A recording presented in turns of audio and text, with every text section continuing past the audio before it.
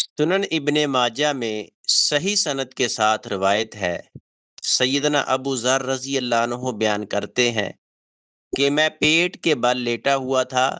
नबी करीम सल्लल्लाहु अलैहि वसल्लम मेरे पास से गुजरे तो आप सल्लल्लाहु अलैहि वसल्लम ने अपने पाँव मुबारक से मुझे हिलाकर फरमाया, ए जुंदुब, ये तो जहन्नमियों के लेटने का अंदाज है।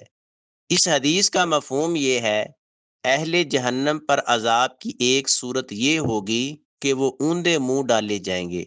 इसी वजह से नबी करीम सल्लल्लाहु अलैहि वसल्लम ने पेट के बल लेटने को जहन्नमियों का तरीका करार दिया ताकि मोमन इससे बचे।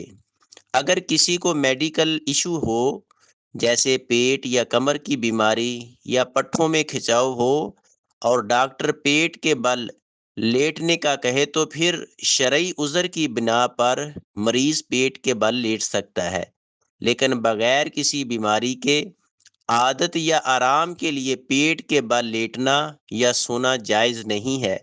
जदीद मेडिकल रिसर्च भी यही बताती है कि पेट के बल लेटना सेहत के लिए नुकसानदेह है। मोमन के लिए बेहतर यही है कि वो पहलू या कमर के बल लेटे, जैसा कि नबी करीम सल्लल्लाहु अलैहि वसल्लम की सुन्नत है।